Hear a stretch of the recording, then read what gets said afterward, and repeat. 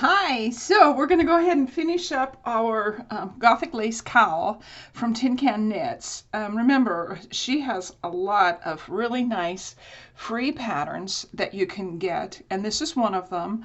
And so I hope you've gone ahead and gotten that, because I'm not going to finish this with you because it's very easy to finish once you've gotten all of your lace patterns. And I've done 1, 2, 3, 4, 5, 6, 7, 8, 9, 10, 11, 12. I've done 12 repeats throughout this entire pattern, cowl. But at the end, it's just really simple. So once you've done the 12 repeats, you end up just about right here where this knit part is. And so then in order to completely finish it, you're going to just knit, and that's knit on both sides, front and back. You're going to go ahead and knit 8 rows, and that will take you from here to here. And you can kind of see how that was kind of cool, how they had us knit 3 stitches on each end, because then it makes a little frame for your cowl. So once you've gone ahead and knit those 8 stitches, which, like I said, you don't need any help to do that. You guys can do that. I got to the end and I went ahead and I cast off. And I have a link. I have a video that shows you how to cast off with a stretchy cast off, and I will link that in the bottom down at the description box. But once I cast off, I only had the one hook, one piece of yarn wrapped around my needles. And so instead of completely finishing that off, I put that on a crochet hook. And then I did the crochet for the buttonholes. And when you look at your pattern, it tells you exactly how to go ahead and crochet that. And let's see, where are we? Yeah, for crochet buttonhole loops. So you're going to knit the 8 rows, you're going to bind off all stitches except the last one, and then using your crochet hook and the wrong side, make sure that you're on the wrong side. So you're going to cast off on the right side, and then you're going to turn it with that one single loop on your crochet hook, and you're going to go ahead and work that. What you'll do is you'll slip stitch 2, and then you're going to chain 4, but then you'll skip 3, 1, 2, 3, and you're in the next one. You're going to go ahead and slip stitch, and you'll slip stitch so many. If you follow the pattern, it's really easy, and so you'll get these bumps. And then when you get to the end, you're going to go ahead and crochet through those, but then you're going to crochet, let's see, 5 times in each buttonhole loop.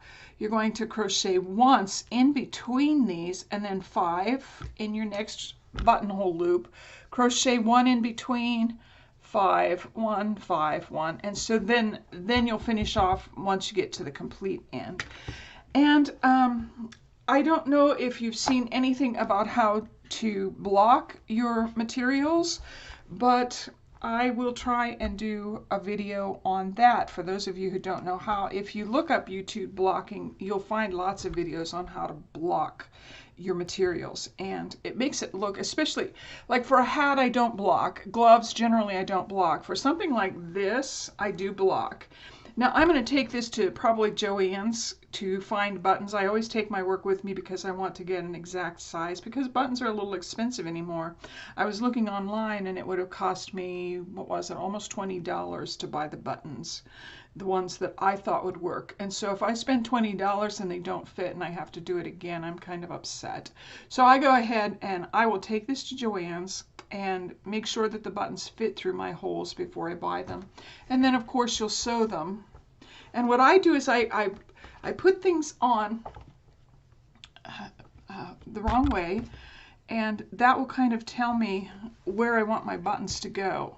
And then I will take my needle with yarn up through the middle of a buttonhole from the other side of where the buttons go, and then I will sew my buttons on. So that's a good little trick too. But the other thing that I wanted to tell you is, I'm sure you've seen some of those blocking mats at Knit Picks, or even maybe Joann Fabric. I don't know if they have them, but any kind of place that sells yarn, yarn shops generally have the blocking mats, and they're just about 3/4 of an inch thick, but some of them vary from 12 inches to 18. Mine are 24 inches. And when you buy them from a knitting store, they're very expensive. They are extremely expensive. And I would rather take that money and buy yarn. I don't mind spending my money, but I want to do something that's going to pleasure me. And buying a tool like a blocking mat for, I don't know, some of them are like $30, $40 for just 8 mats, 6-8 mats. I got mine at a construction place with tools, a tool place. And out here in the United States, we have a place in Idaho, we have a place called Harbor Freight. And you can look it up online, and they should have them online. You might have to pay for shipping, but if you have a Harbor Freight or a tool shop that sells mats for like horse pens for your horse's hooves, or for workers to stand on, it's the exact same material. It's just gray. It's ugly. It's not pretty. It's not pretty like your knitting ones would be. But I got them for under $10. I got a set of 4, and they're 24 by 24. So I can cover quite a bit of space with those. You know, I can cover 4 feet by 4 feet. So, well, actually more than that. Yeah, 4 feet by 4 feet.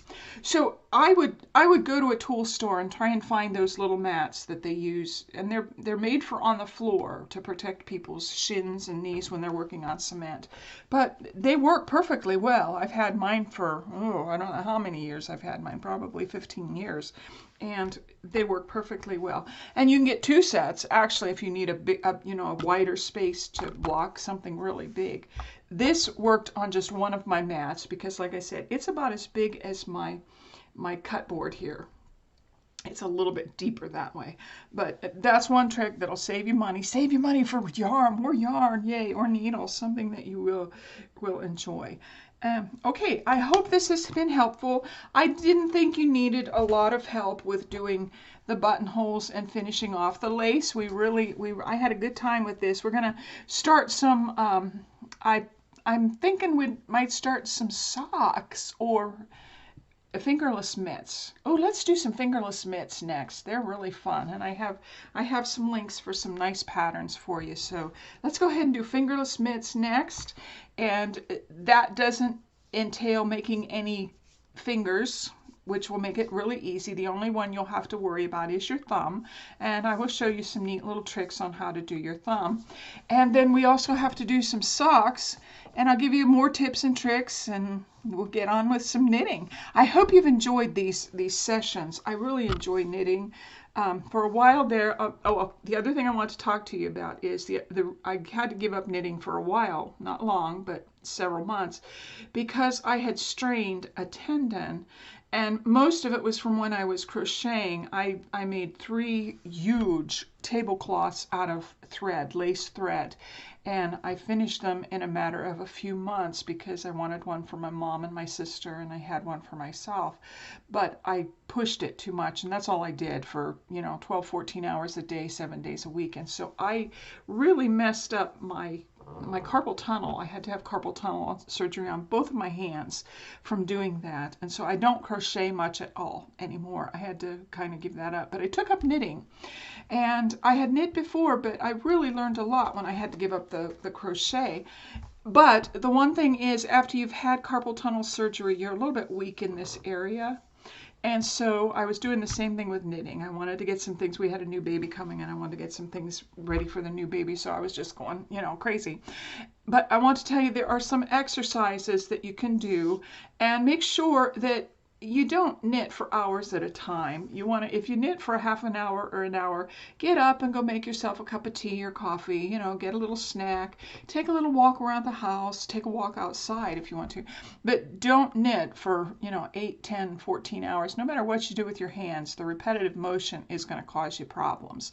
So I do want to tell you, I've found some nicer knitting needles, and you all have seen my square knitting needles, which they help tremendously. They are wood. I like the wooden ones better than my metal ones that are square, because metal has a tendency, you have to hold it a little bit tighter to make sure that your yarn doesn't fall off of the needle. So I like the wood because, especially when you're knitting with a wool or a wool mix yarn, the wooden needles seem to hold on just a little bit better. And it's not that they're destroying your yarn, it's just they have the texture that makes the yarn kind of not fall off so easily. So I do use a lot of wooden needles, and I do use square needles now. And like I said, I get up and I walk. I do some exercises. One that you can do is to push your hands out, push them over your head, push them, you know, back as far as you can get them. The other thing that I do to kind of help my hands is I will stand in a doorway and put my palms up against the doorway, and then I will lean into it as far as I can to stretch my back, because I have had back surgery. Okay, if you take care of yourself, you should be able to knit for years and years and years and years and years and years until you just don't want to, or you go away. So I hope these things have helped you. I'm really excited to start some fingerless mitts with you, and I will see you next time. Thank you for joining me. Thank you for subscribing to my channel, and I will see you next time. Yay! Bye-bye.